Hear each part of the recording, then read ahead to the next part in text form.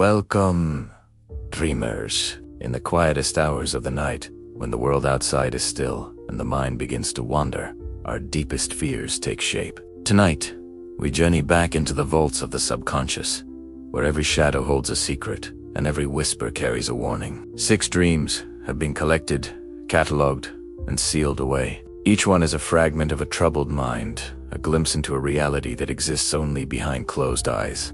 These are stories of places that shouldn't exist and feelings we try to forget. They are darker, deeper, and closer to the truth hidden inside the DreamBank. Prepare yourselves. Tonight, we open archive for. Our first entry is dream number 20, titled The Bed That Wouldn't Let Me Go. It began as a sanctuary, a place of rest after a long, exhausting day. The mattress felt like a cloud, the pillows perfectly cool. I remember a faint, sweet melody, like a lullaby my mother used to sing, humming from the frame itself. It was soothing at first, pulling me into a deep, peaceful slumber. But then, the comfort turned into confinement. The sheets tightened around me like ropes, and the mattress began to sink, not just under my weight, but pulling me down into itself. The gentle lullaby distorted into a dissonant, mocking tune. I tried to scream, to fight my way out, but my limbs were heavy. The fabric of the bed felt like it was merging with my skin, absorbing me. It wasn't just a bed anymore. It was a living thing, a hungry entity, and it was swallowing me whole into its soft, suffocating darkness. I could feel the springs coiling around my bones, the stuffing filling my lungs. The last thing I heard before waking up in a cold sweat was a soft whisper right in my ear, saying, "You're ours now." Next, we unlocked dream number 22, the bridge that never reached the other side.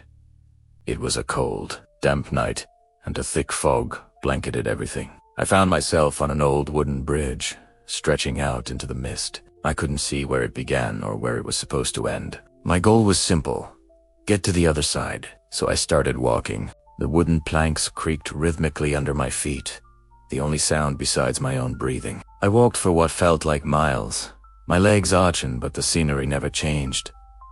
Just endless gray fog and the rickety bridge beneath me. The hope of reaching the shore began to fade, replaced by a growing sense of dread.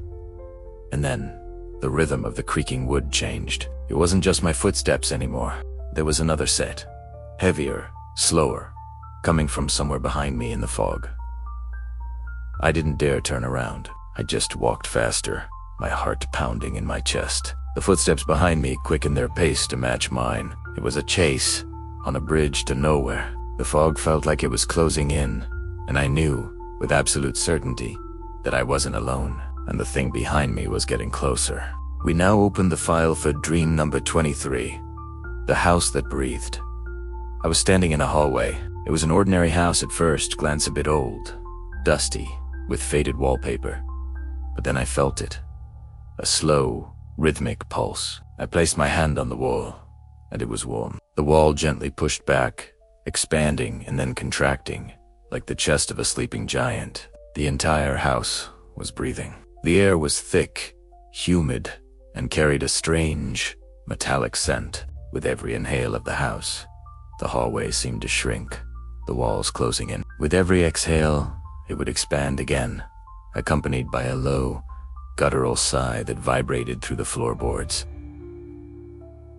I was trapped inside a living organism. I started to back away slowly, trying not to make a sound, but I could feel a presence, a consciousness watching me. It felt like I was a foreign body, an infection it was getting ready to expel.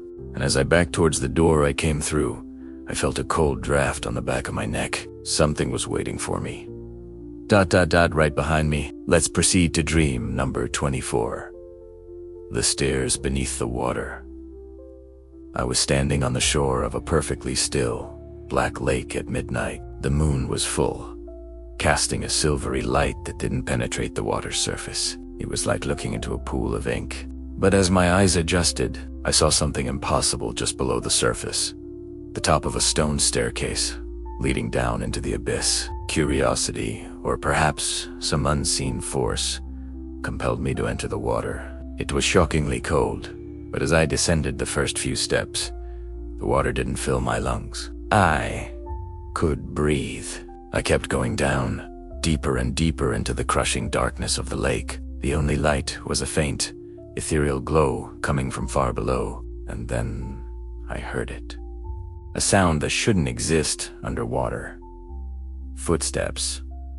Slow, deliberate, wet footsteps coming up the stairs toward me. I was frozen in place, staring into the blackness below, knowing that something was ascending from the depths, and I was in its way.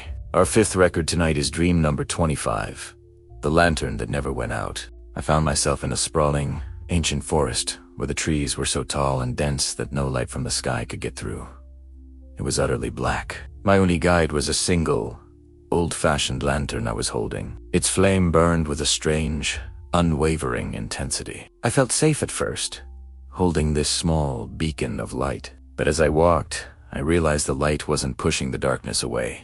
Instead, the shadows seemed to twist and dance at the edge of the lantern's glow, drawn to it like moths. They grew bolder, creeping closer, taking on shapes that were almost human. The light wasn't a tool for me to see.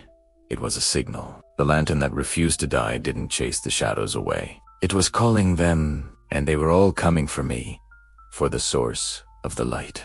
Finally, we unseal the last file of this archive. Dream number 26, the elevator that never stopped. I stepped into an old, ornate elevator, the kind with a brass gate and velvet walls. But when I turned to choose a floor, I saw that the buttons had no numbers. They were etched with strange, unfamiliar symbols. Before I could decide what to do, the door slid shut with a heavy thud, and the elevator began to move. It wasn't going up or down in a normal way. It was falling. A smooth, silent, and unending descent. I frantically pushed the buttons, but none of them worked. The floor indicator above the door was dark. Minutes turned into what felt like hours as I continued to fall, plummeting into some unseen void. The silence was the worst part. There was no rumble of cables, no sound of passing floors, just the suffocating quiet of the small box and the knowledge that I was falling endlessly, with no destination and no hope of stopping. The archives are now closed. These fragments of fear, these echoes of the night, are now sealed ... forever in the DreamBank.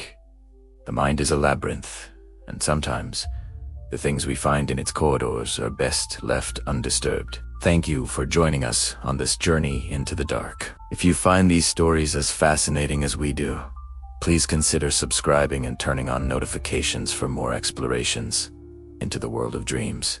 Stay safe, and whatever you do, sleep well.